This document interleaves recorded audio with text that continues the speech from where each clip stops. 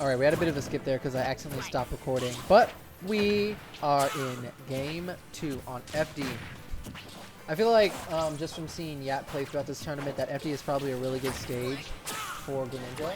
So I could definitely see why he came here.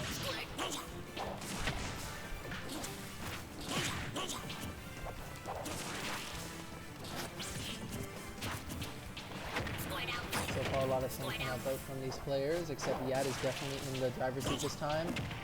Not getting hit by as many of those side Bs, but still getting called out by Ango there. A little bit of that nice neutral pressure where you're just sitting there and shield. Definitely a really important part of the game.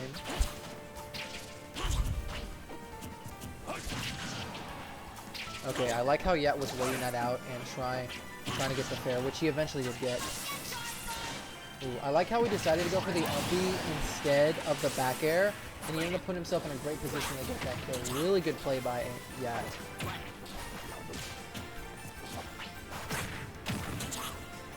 Yeah, not at the at like the highest percent either. Definitely a decent high percent, but Yat's in a great position to potentially push this lead really hard.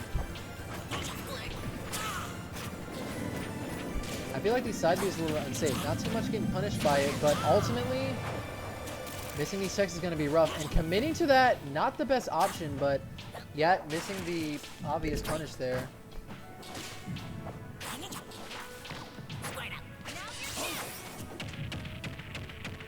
Probably going to see a down throw, and he's going to get the up B. Yep, I thought he was going to go for the up B and the up air, but Yat was able to get behind him and regain stage control. Lots of patience coming out from Yat. Unfortunately, not be able to snowball too heavily, but probably going to see the down throw. Not quite killing it.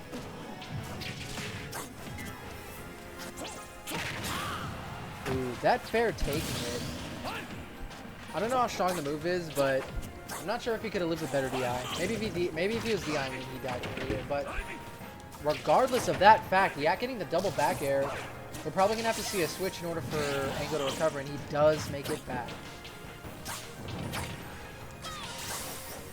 Okay, we're seeing a Squirtle switch, but Yat doing an excellent job of covering Ango's landing, and he's just he died so super early.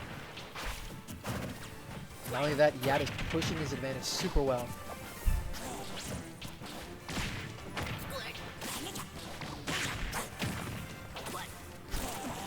Ango not looking like he's able to really get much going on here. He's exchanging a few blows with Yat, but Yat is continuously able to keep pushing this advantage he built up for himself. Oh, maybe not the best air dodge in, but it ended up working out for Yat anyway. Alright, I was going to follow up. Definitely called out the jump there, even though it missed. Still a really good call out. Alright, we're seeing the Ivysaur special. Ooh. Caught him with the up air. Will he be able to catch him again? I think maybe waiting and trying to do an uppie would have been better there, but Yat able to regain stage control. Re-grabbing, but Ango able to shark him with the uppie. That could have been a bad position. Yep, gonna see the back throw. Yat having to burn his jump there, but he wisely went low. I wonder if Ango could have spiked him there. Oh, Yat trying to get that stage spike, and Ango getting that spike. Definitely was one of the best spikes in the game. Not seeing death. Good DI coming out of Ango, but so far this is a really rough position for Ango. And Yat not taking any damage, really controlling that game well. Looking much different than the other game. And we have it at 1-1, I believe.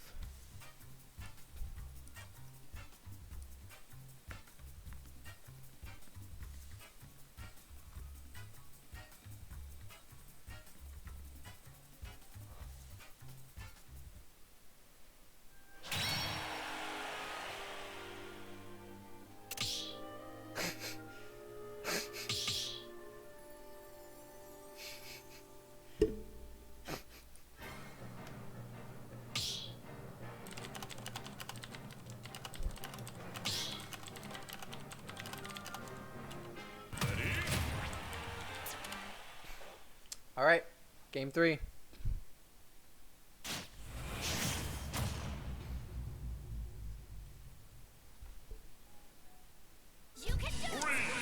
You know, this match is interesting, but the fact that my room is now smelling like whiteout is really really, really something. Also the fact that I can taste it. Oh my gosh.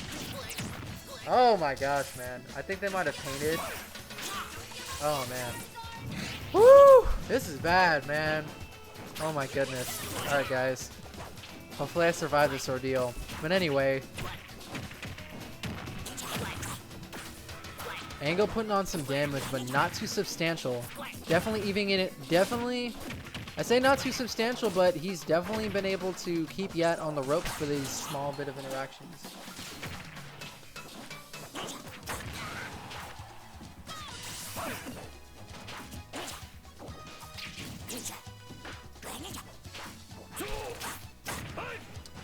I think more than anything, Ango needs to focus on getting out of that corner, because that's where Yat has been shining.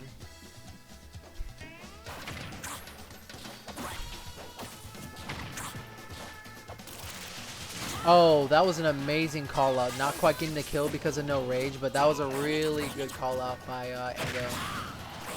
I think that was a fair trade there, and maybe trading with the first hit of back air. Are we going to see? I'm not sure if down throw is going to take it. I definitely feel like he should have waited for that, but still, getting the read there, really good read by Ango, because now he's got it even.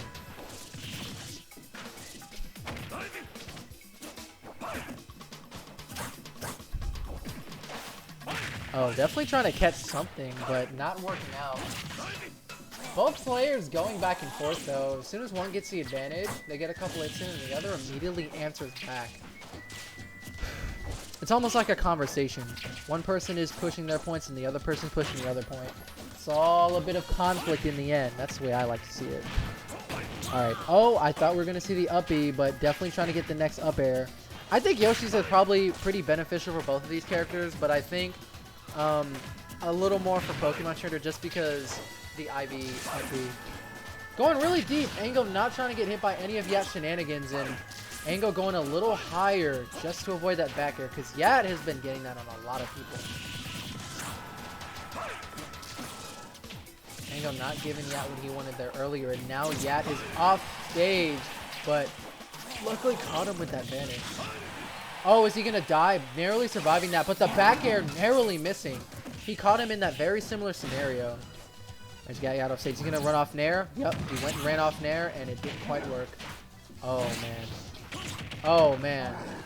Really unsafe up B, but it ended up putting him in a better position. But Yat looking like he was prepared for that side B. Definitely a worse move than going to the ledge for Ango. Ango's still having Yat at a super high percent, so this could still work out in his favor. I always feel like the first person to go up to 2 games is definitely always holding advantage.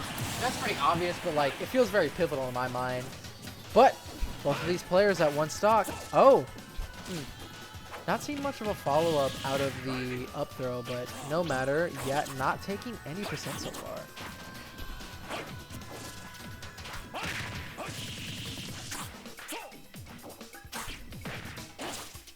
Alright, so I see Yat approaching a lot with a lot of these falling fairs, and I'm not really sure it's working out too much here because Ango has definitely just been avoiding a lot of that. See, that was the first, like, grounded fair that he did, and that ended up working out for Yat. I'm really glad he decided to change that up there. Yat immediately trying to 2-frame him, wanting to definitely go up 2-1 in this set. Yat coming out with a lot of jumps, though. I wonder if Ango's going to end up noticing that and maybe punishing that a little better. I love the wall clean coming out from Yat. Definitely avoiding the potential death right there. Ooh. Ango not quite doing it, but getting that F smash coverage. That regular get up, whether it be get up attack or not working out very well. And Ango goes up 2-1. This next game could go to Ango and go to Yat. Or Yat's going to fight it through to Game 5. We'll find out soon.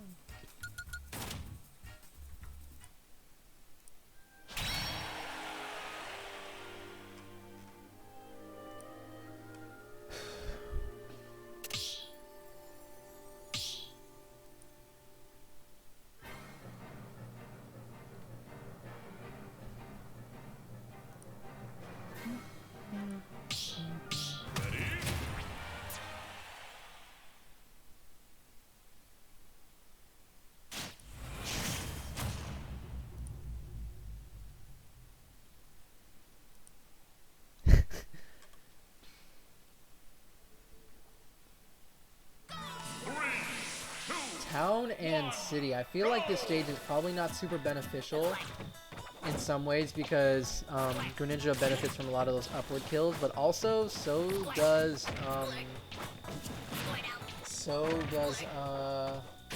UT. But, you know, these competitors know something about their characters that I don't, obviously. Seen a lot of F-tilts coming out. Angle definitely probably trying to get something started with a grab.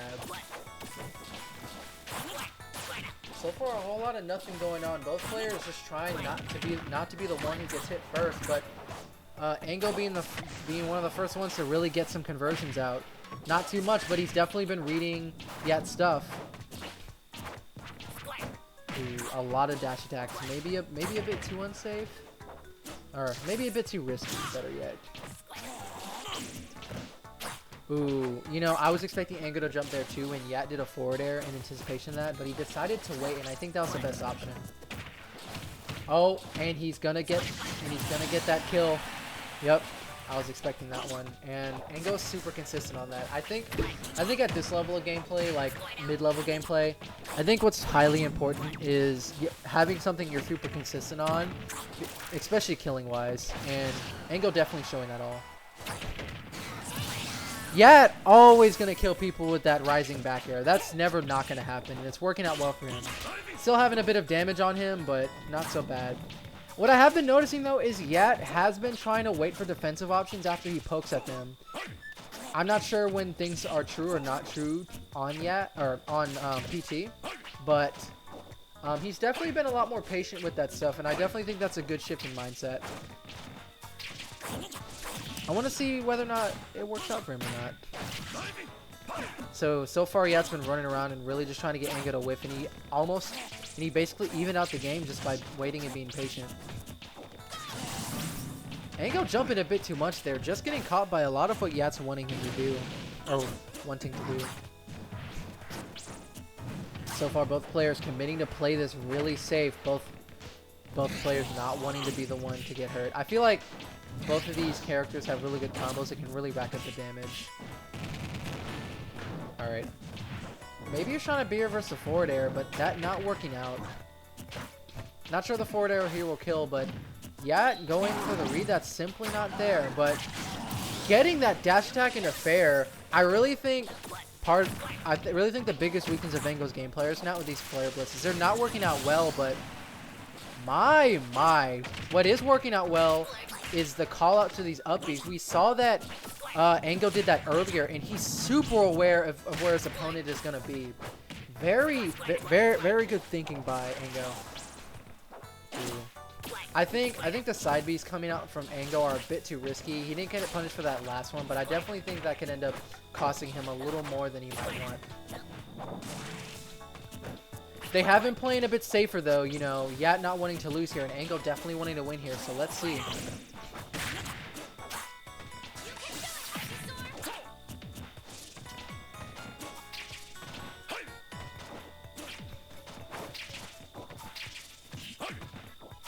Yeah, jumping a lot, and I think he's just trying to avoid the flurry of, or the quote-unquote flurry of these Razor Leafs and trying to find a way in. Getting a little too close to the heat, though. Ooh, that fair coming out. Alright, I really don't agree with how he's using these side Bs. Yat is 100% been punishing for these. Still, Yat's taking a decent amount of percent, and luckily he avoided that because that could have been death. I think the hard part about Charizard here is that he could just kill him. I wanted to see a game 5, honestly. He played that pretty well. Well played by both players. Alright.